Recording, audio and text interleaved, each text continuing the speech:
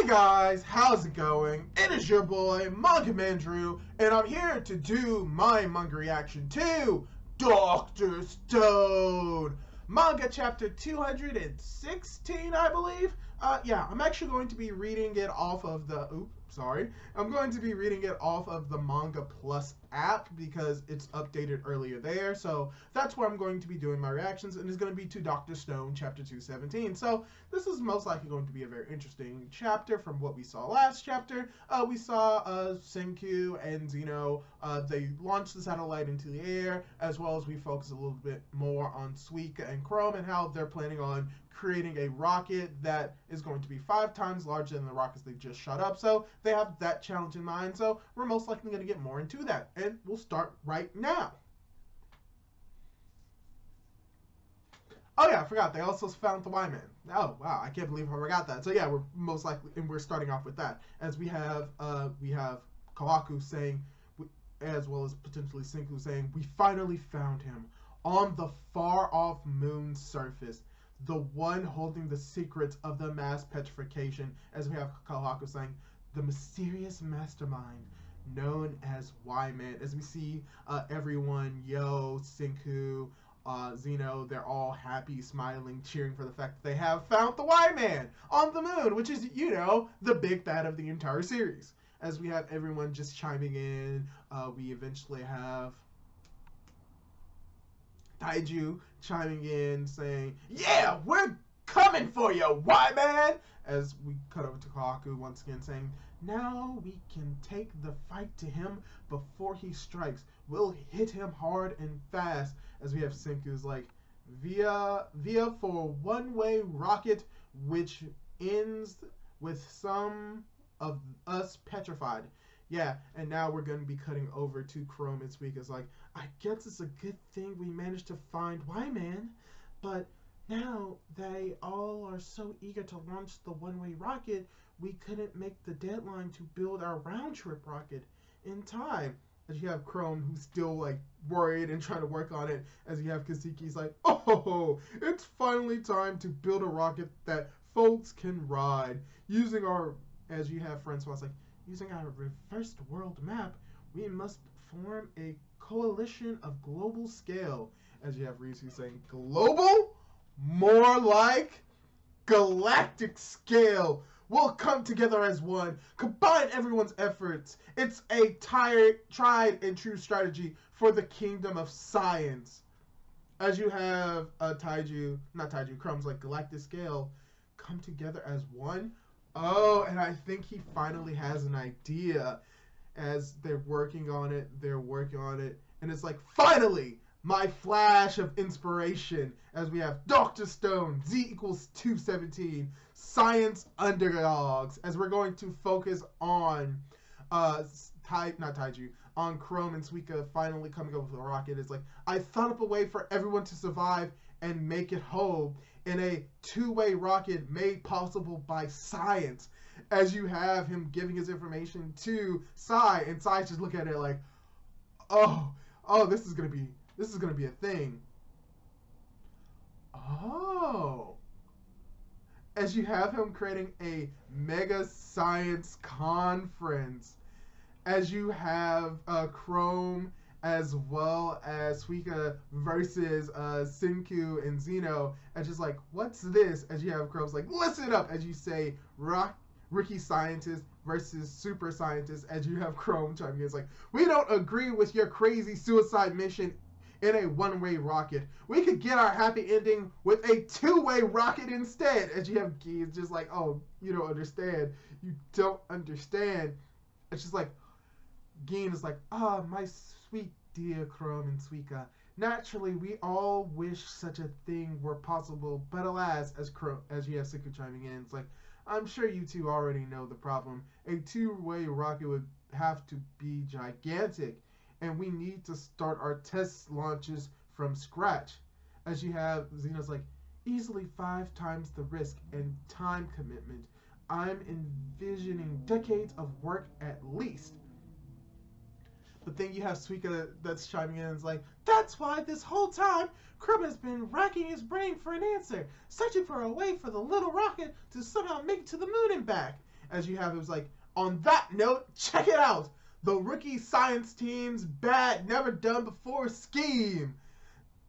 Chances are high enough it is something that has been done before. And it's like, we're going to take that gigantic spaceship that can make it back home from the moon, and we're gonna launch it there in 5 pieces.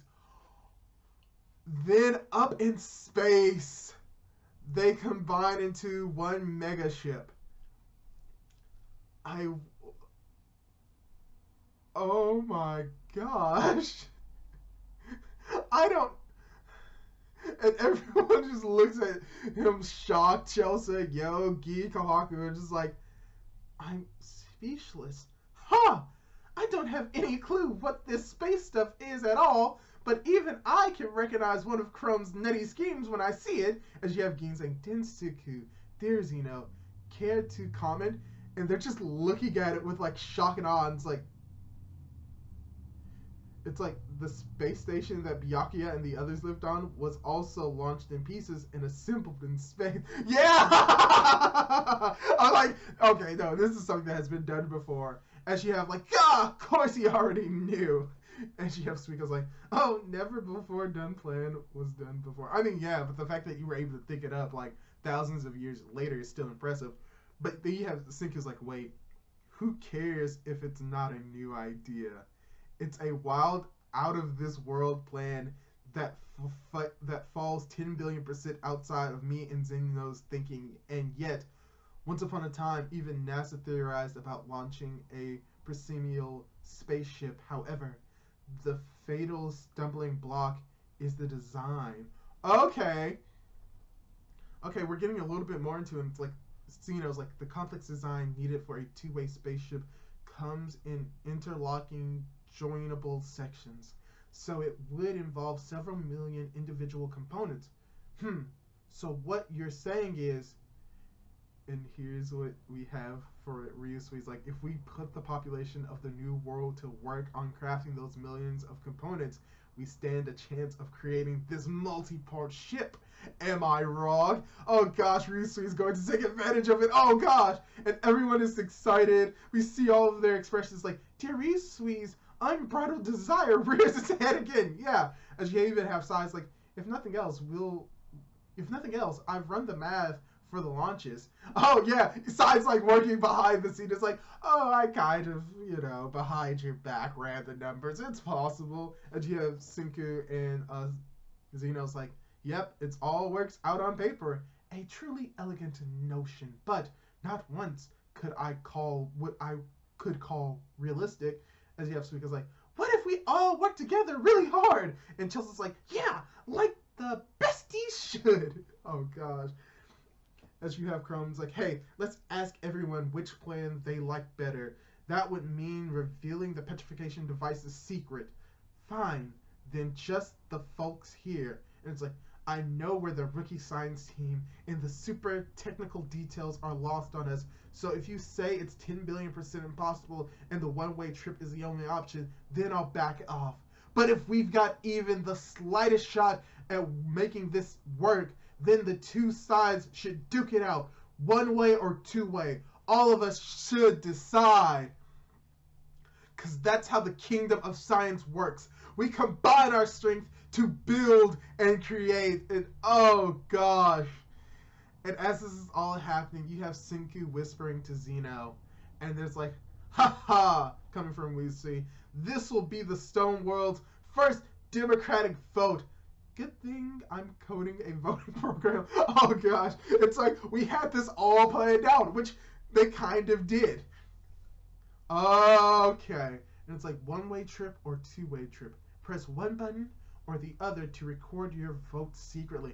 Okay, they created voting. Alright, that's cool. As you have Senku and Risu, Senku's like, better not be any voting fraud. And you have Risu's like, worrying about that is pointless. Senku, just like how you never lie when it comes to science, Sai would never taint his coding with deceit. Oh gosh, this is so great. And we're seeing the votes. And if I had to take a guess on what the votes are going to be, it's going to be a unanimous two-way rocket. If it's not, I'm going to actually be utterly surprised. The results are in. will our spaceship be for a one-way journey or a round trip? Win two-way. I'm like, yeah, final tally is in for round trip. Yeah, everyone's happy. I mean, yeah, I think we all expected this to win, but by what margin does it win by? As you have him like, we won fair and square. Not going back now, right? Wouldn't dream of it. As coming from Senku, as Senku was like, well, we've got a brutal road ahead of us. As we have Sika, who's just so excited. He's like, we're in this too. Anything to be helpful. And they're just looking through the data. And we see Sai looking through the data. It's like, oh, the votes may have been anonymous, but there would have been no harm in showing the tally.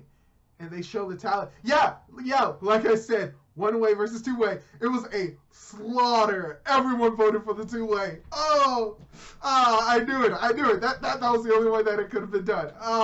That's so great.